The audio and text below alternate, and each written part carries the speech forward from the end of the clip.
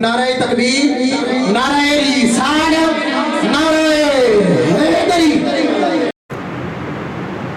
Doctor Iqbal کا ایک بچپن کا دوست ہے جس کو ہم بولتے ہیں لنگوٹیا یار، وہ ملنے آیا کرتا تھا ڈاکٹر اقبال سے۔ تو ڈاکٹر اقبال نے اپنے پاس ایک خوبصورت ایک ڈبہ، ایک باکس رکھا ہوتا تھا۔ اب یہ آپ کا بھی انداز ہے، آپ کو بھی پتہ ہے کہ اگر میرے پاس ایک چیز ہر وقت رکھی رہے گی نا، میرا کچھ جو دوست ہوگا نا مجھے آ کر کبھی پوچھے گا، یار قاری صاحب جدوں بھی تواڈے کول آئیے آ ڈبہ تواڈے کول پیا ہوندا اندے وچ ہے کی ہو سکتا ہے نا بھی۔ آپ کا کوئی دوست ہو تو آپ کو لازمی پوچھے گا یار، کیونکہ اس کو ہر بات کہ جو میرے متعلق ہو، آپ کے متعلق ہو، دوست کو یہ جو ہے وہ ہوتا ہے کہ میں میرے دوست کو میری جو ہے میں اس کو جو سوال کروں مجھے یہ بات بتائے، اس کی ہر بات مجھے پتہ ہو۔ یہ ایک دوست کی جو ہے وہ پہچان ہوتی ہے کہ دوست اپنے دوست کی ہر بات جاننا چاہتا ہے۔ وہ کہنا یار میں تیرا لنگوٹیا یار مینوں دس، میں نہیں دسدا کسی نے، کہنا نا یار تو میرے کول گل چھپاندا پہ۔ تو یہ انداز ہوتا ہے ایک دوست کا۔ تو ڈاکٹر اقبال کا وہ دوست نے کہا کہ میں جب بھی آتا ہوں، میں تمہارے گھر سیال کوٹ گیا تھا تو وہاں بھی دیکھا تھا یہ باکس تمہارے ساتھ ہوتا ہے۔ اب یہاں لاہور آیا ہوں تو اب بھی باکس تمہارے ساتھ ہے، تو کیا وجہ ہے اس باکس میں ایسا کیا ہے کہ جس کو اتنا خوبصورت سجایا ہوا ہے، اس کو رکھا ہوا ہے، یہ جب بھی دیکھو تمہارے ساتھ ہوتا ہے۔ تو ڈاکٹر اقبال نے کہا بھی خود کھول کر دیکھ لو۔ جب اس دوست نے، اس یار نے، ڈاکٹر اقبال کے دوست نے کھول کر دیکھا تو اس میں قرآن تھا۔ اس میں کیا تھا؟ اس میں قرآن پاک تھا۔ اس دوست نے کہا کہ بھئی تم وہاں بھی قرآن پاک ساتھ رکھتے ہو، یہاں بھی ساتھ رکھتے ہو، کیا وجہ ہے؟ تو ڈاکٹر اقبال نے مثال دے کر کہا جیسے معذور جو پاؤں سے معذور ہو، چل نہ سکتا ہو، جیسے وہ بیساکھیوں کے سہارے نہیں چل سکتا، اسی طرح مومن مسلمان قرآن کے بغیر نہیں چل سکتا ہے۔ کہا جیسے معذور بیساکھی، عصا، سوٹی کے بغیر ناقابل ہے، قابل نہیں ہے، جیسے وہ بیساکھیوں کے بغیر نہیں چل سکتا، مومن مسلمان کی پہچان یہ ہے کہ مومن مسلمان بھی قرآن کے بغیر نہیں چل سکتا ہے۔ تو میں اس کو اس لیے ساتھ رکھتا ہوں کہ اس کے بغیر میرا گزارا ہی نہیں ہے، کہ جب بھی مجھے کوئی مشکل آتی ہے میں اس کو پڑھ کر، اس کو کھول کر پڑھ لیتا ہوں، اس کو پڑھ کر اپنی مشکل کو آسان کر لیتا ہوں۔ تو فرمایا کہ یہ قرآن سے محبت ہے، یہ قرآن سے وفا ہے۔ اور ڈاکٹر اقبال نے اگلے جملے جو کہے، اور یہ دل ہلا دینے والے ہیں اور یہ حقیقت بات ہے۔ ڈاکٹر اقبال نے کہا کہ مجھے آج کے لوگوں سے گلہ ہے۔ 1938 میں ڈاکٹر اقبال کی وفات ہے۔ کہا کہ آج کے لوگوں سے مجھے گلہ ہے۔ پوچھا گیا کیا گلہ ہے؟ کہا کہ اللہ نے قرآن نازل فرمایا تھا جینے کے لیے، اور لوگوں نے قرآن پڑھا جینے کے لیے نہیں پڑھا، بلکہ پڑھا بھی تو مرنے کے لیے پڑھا۔ وہ کیسے؟ کہ جو بندہ ساری زندگی قرآن نہ پڑھے نا، جب اس کی موت کا وقت قریب آ جائے تو فون کر دیا جاتا ہے مدرسے میں، قاری صاحب بچوں کو بھیجو، اس کی حالت ایسی ہو رہی ہے کہ یاسین سورتیں پڑھیں اس پر چلے، اس کی روح جلدی قبض ہو جائے۔ ایسا ہوتا ہے کہ نہیں ہوتا؟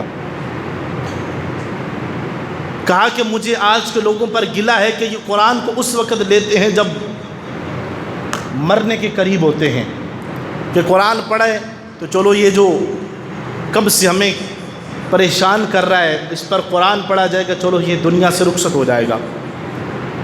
اب تو معاملہ اور بھی آگے ہو گیا ہے، چلو وہ کچھ نہ کچھ چلو قرآن پڑھا جاتا، اس کی برکت سے مرنے والے کو آسانی تو ہوتی، لیکن اب کیا ہو گیا ہے؟ اب اگر مرنے کے قریب پہنچ جائے یعنی بیمار ہو جائے تو کہتے چلو جی اس کو ہاسپٹل داخل کروا دو، 8 دن وہاں رہتا ہے، 8 دن کے بعد ایمبولینس گھر آ جاتی، پتہ چلتا ہے مرنے والا دنیا سے چلا گیا۔ اب مرنے والا چلا گیا، یہ بات جو آج کی اب کی میں کر رہا ہوں یہ تو بات پہلے سے جو گزر گئی۔ اب کیا ہوتا ہے، میت گھر پہ آ جاتی ہے، فون کیا جاتا ہے قاری صاحب کلام تھا لکھایا جائے، کچھ قرآن لکھوایا جائے۔ کیا ہوا ابھی قرآن کیوں لکھوا رہے ہو؟ وہ میرا باپ فوت ہو گیا اس لیے قرآن لکھوا دیں۔ قاری صاحب کہتے چلو جی 20 قرآن پاک میں نے آپ کو دیے۔ وہ کہتے جی کچھ اور بھی دو، میرا ابا مریا ہے۔ ابھی جس باپ نے ساری زندگی تمہاری پرورش کی، تمہیں کھلایا پلایا، تمہیں اتنا بڑا کیا، اس کی اتنی جائیداد ہے جو تم اس کے وارث بنو گے، اور مرتے وقت بھی اپنے باپ کو اس بات پر جو ہے اس کو مطمئن کر رہے ہو، قاری صاحب کو کال کر کے کہہ رہے ہو قرآن دیں، خود بیٹھ کر اپنے باپ کے لیے قرآن نہیں پڑھ سکتے ہو؟ پڑھ سکتے ہیں نا بھئی، کہ باپ ساری زندگی ہمارے لیے، تمہارے لیے، ہم سب کے لیے محنت کرتا رہے، ساری زندگی کماتا رہے، لوگوں کی باتیں بھی سنے، بھوک پیاس بھی برداشت کرے، اور اپنی اولاد کا خیال رکھے، اور مرتے وقت بھی ہم مدرسے میں فون کر کے کہیں کہ پاک کلام دے دو، باپ کو دینی ہے۔ ارے بیٹھ کر خود قرآن کی تلاوت کر، تاکہ جو باپ نے ساری زندگی تمہاری خدمت کی، تمہاری پرورش کی، اپنے باپ کے اس کام کا حق تو ادا کر۔ وہاں بیٹھ کر قرآن پاک کی تلاوت تو کر، ایک پارہ ہی پڑھ کے بخش دے۔ وہاں پر بھی آپ یہ ٹرینڈ بن گیا ہے، حقیقت بات ہے، فون کر کے کہہ رہے ہوتے مدرسے میں قرآن دے دو۔ ارے خود بیٹھ کر پڑھو نا۔ کیا تمہارا باپ نہیں ہے؟ کیا اس نے تمہیں پیدا نہیں کیا تھا؟ کیا پرورش نہیں کی تھی؟ یہ ایک جیسا وہ بن جاتا ہے نا، جس طرف ہم لکیر کے فقیر ہیں، جس طرف کوئی چل دے پھر اس کے پیچھے پیچھے چل پڑتے ہیں۔ یہ میں درد دل کی باتیں کر رہا ہوں۔ آج اگر ہم اپنے والد کے لیے، اپنی والدہ کے لیے قرآن پڑھ کر نہیں بخشیں گے، ہمارے مرنے کے بعد ہماری بھی اولاد ہوگی، پھر بھی وہ ہمارا ایسے خیال رکھے گی کہ چلو جی بس جب بیمار ہوا تھا تو ہاسپٹل پہنچا دیا، گھر آیا تو قبر میں پہنچا دیا، تو کون تو میں کون۔ تو یہ انداز اختیار نہیں کریں، قرآن سے محبت کریں، والد والدہ کو پڑھ کر بخشیں۔ علماء فرماتے ہیں کہ جو اپنے والدین کے لیے ایصال ثواب کرتا ہے، اللہ دن قیامت کے روز فرما بردار اولاد میں سے ان کو اٹھائے گا۔ لیکن ہم اپنی حالت زار پر غور کریں، حالت بہت عجیب ہے، اور دن قیامت کے روز اللہ تبارک و تعالی یہ جو ساری باتیں کی نا، یہ ابوں کا بھی، جو باپ ہے نا ان کا بھی قصور ہے کہ اپنے بچوں کو جب سکول کی تعلیم، دنیاوی تعلیم دلائیں گے تو اولاد بھی پھر ایسے ہی کرے گی نا۔ اولاد پھر کہاں پھر وہ پڑھ کر پیچھے بخشے گی؟ اپنے بچوں کو قرآن کا قاری بناؤ، عالم دین بناؤ، وہ قرآن ادھر پڑھیں گے، رب تعالیٰ ادھر تمہاری قبر کو روشن کر دے گا۔ حضرت عیسیٰ علیہ السلام کا واقعہ مشہور و معروف ہے کہ آپ گزر رہے تھے، قبر سے گزر ہوا تو دیکھا قبر والے کو عذاب ہو رہا ہے۔ قبر والے کو کیا ہو رہا ہے بھائی؟ عذاب ہو رہا ہے۔ حضرت عیسیٰ علیہ السلام کچھ دیر کے بعد وہاں سے گزرے تو کیا دیکھا کہ اس قبر میں عذاب نہیں ہے، رب کی رحمتوں کا نزول ہے۔ عرض کی الہ العالمین، اب تھوڑی دیر پہلے اس قبر کے قریب سے گزرا تھا، قبر والے کو عذاب ہو رہا تھا، لیکن اب گزرا ہوں، قبر پر عذاب نہیں ہے، تیری رحمتوں کا نزول ہے۔ اس کی وجہ کیا ہے؟ اللہ کی بارگاہ سے آواز آئی، اللہ تعالیٰ نے ارشاد فرمایا، پیارے عیسیٰ جب یہ مرا تھا اس کی بیوی امید سے تھی، اس کے یہاں بیٹا پیدا ہوا، اس کی حالت زار ایسی تھی، اس کے گناہ اتنے زیادہ تھے کہ قبر میں اس کو عذاب ہو رہا تھا، لیکن اس کی بیوی امید سے تھی، اس کے ہاں لڑکا پیدا ہوا۔ آج اس کی بیوی نے اس کے بیٹے کو مدرسے میں داخل کروایا، استاد نے کہا بیٹا بسم اللہ پڑھو، اس کے بچے نے استاد کے کہنے سے بسم اللہ پڑھا۔ مجھے حیا آئی کہ میں اس بچے کے والد کو قبر میں کیسے عذاب دوں جس کا بچہ زمین پر میرا نام لے رہا ہے۔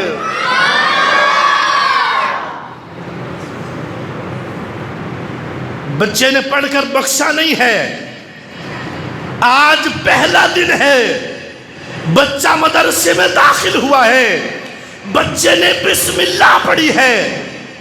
اللہ نے فرمایا پیارے عیسیٰ میں اس بندے کو زمین کے اندر کیسے عذاب دوں جس بندے کا بیٹا زمین کے اوپر میرا نام لے رہا ہے۔ یہ تو بسم اللہ پڑھنے کی برکت سے اللہ نے والد کی قبر کو عذاب سے محفوظ کر لیا۔ ارے جو قرآن کا قاری ہو، جو عالم قرآن ہو، جو مفسر قرآن ہو، جو قرآن پاک کو پڑھنے والا ہو، اللہ اس کے باپ کی قبر کو کیسے منور فرمائے گا؟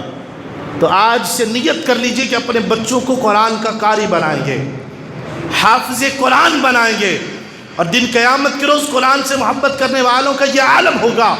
آج دنیا میں رہتے ہوئے اگر کوئی پوزیشن حاصل کر لینا تو کہیں سے کوئی افسر آ جائے کالج کے اندر، یونیورسٹی کے اندر، اسکول کے اندر کہ فلاں کے بچے کو تحفہ ملنا ہے، گولڈ میڈل ملنا ہے، فلاں کے بچے کو آج جو ہے وہ فلاں امیر کی طرف سے، فلاں افسر کی طرف سے کچھ ملنا ہے، تو وہ باپ وہ ماں اپنے محلے میں بتائے گی میرے پتر کو تو آج فلاں ایم پی فلاں افسر نے گولڈ میڈل دینا ہے، فلاں تحفہ دینا ہے، تب پیر اندے زمین تے نہیں لگ دے۔ علماء فرماتے دن قیامت کے روز جب حساب و کتاب کے لیے امتوں کی صفیں لگ جائیں گی نا، صفیں بچھی ہوں گی، اللہ حکم فرمائے گا فرشتوں صفوں میں پھیل جاؤ، ان قرآن کے قاریوں کے والدین کو میری بارگاہ میں لے آؤ، ان قرآن کے حافظ کو، قرآن کے قاریوں کو بھی میری بارگاہ میں لے آؤ، اور ان والدین کو بھی میری بارگاہ میں لے آؤ۔ دنیا میں رہتے ہوئے اگر کوئی پوزیشن لے لے، بیٹے کو گولڈ میڈل دیا جاتا ہے، باپ کو نہیں دیا جاتا، ماں کو کوئی تحفہ نہیں ملتا ہے، باپ کو نہیں ملتا ہے، بچے کو ملتا ہے، لیکن وہ رب کتنا کریم ہے، اللہ فرمائے گا فرشتوں صفوں میں پھیل جاؤ، قرآن کے قاریوں کو، عالم جو قرآن سے محبت کرنے والے ہیں ان کو اور ان کے والدین کو میری بارگاہ میں لے آؤ۔ اللہ خالق کائنات کی بارگاہ میں جب پہنچ جائیں گے نا، اللہ خالق کائنات کلدہ اللہ یوم القیامہ، دن قیامت کے روز اپنے دستے قدرت سے اس قرآن کے قاری کو گولڈ میڈل پہنائے گا، اللہ خالق کائنات خود پہنائے گا۔ اور یہ تو قرآن کے قاری کی شان ہے، والدین کو یہ انعام ملے گا، اللہ خالق کائنات والدین کو ایسا خوبصورت تاج اپنے ہاتھوں سے پہنائے گا، والدین کو دن قیامت کے روز تاج پہنائے گا۔ جب اس کو ان کو تاج پہنا دیا جائے گا، علماء فرماتے ہیں اس تاج کی روشنی سورج چاند سے بھی زیادہ ہوگی، لوگ رشک کریں گے، فرشتے رشک کریں گے کہ کیا یہ کوئی انبیاء ہے، کیا کوئی تیرے پیارے ہیں؟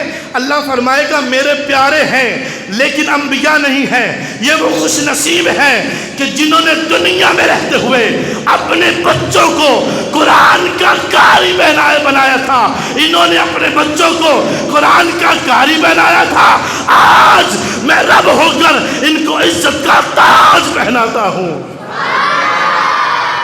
تو یہ شان ہے، تو اپنے بچوں کو قرآن کا قاری بنائیے۔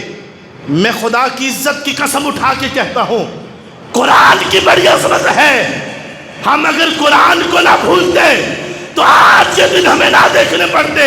آپ کی بارگاہ میں ہاتھ جوڑ کر رمضان کے مہینے کا واسطہ دے کر کہتا ہوں ارے قرآن سے محبت کیجئے، قرآن سے وفا کیجئے، یہ قرآن تمہاری قبروں کو بھی روشن کر دے